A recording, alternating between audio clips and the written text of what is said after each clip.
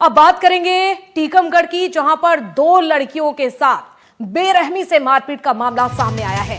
पति पत्नी ने दोनों ही लड़कियों को बुरी तरह से पीटा। लाठियों से दोनों ही लड़कियों को जमकर पीटने का यह मामला सामने आया है। पिटाई के दौरान लड़कियां चिल्लाती रहीं, खुद को बचाने की कोशिश करती रहीं, लेकिन इन पति पत्नी को, दंपति को जरा से भी तरस नहीं आया।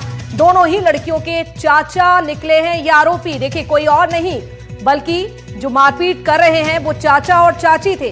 भैंस बेचने का ये पूरा विरोध था, इसी बात को लेकर ये पूरा विरोध हुआ था।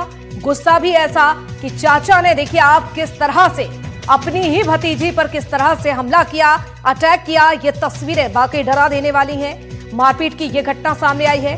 बच्चियों के परिजन बच्चियों के परिजन जो है शिकायत लेकर थाने पहुंचे।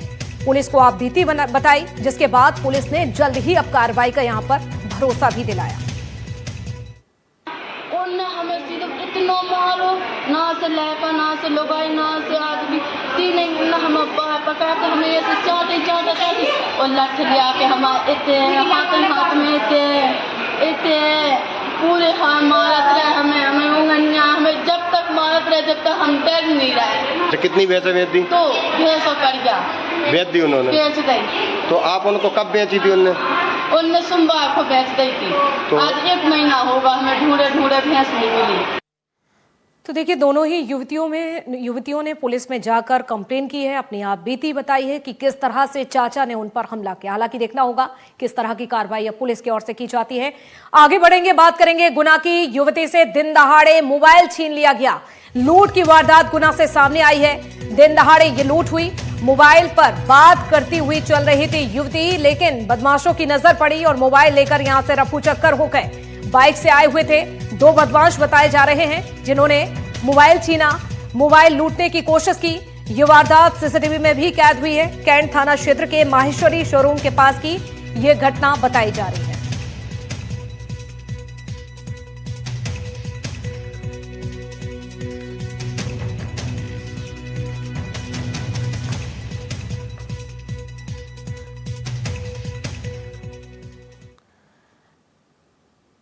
चलिए अब आगे बढ़ते हैं और बात करेंगे दुर्ग की, जहां पर गार्ड की ड्यूटी कर रहे युवक से मारपीट का मामला सामने आया है।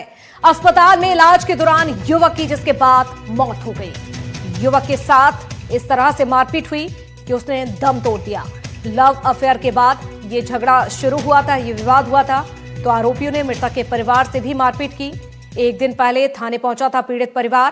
पुलिस पर भी अब ऐसे में गंभीर आरोप लगाए जा रहे हैं, क्योंकि पुलिस ने एफआईआर दर्ज नहीं की थी। ये आरोप लगाया गया पुलिस पर। पुलिस ने 3 आरोपियों को हालांकि हिरासत में लिया, जिनसे पूछताछ जारी है। उसको मारी इतना है, उसका हाथ फ्रैक्चर हो गया है।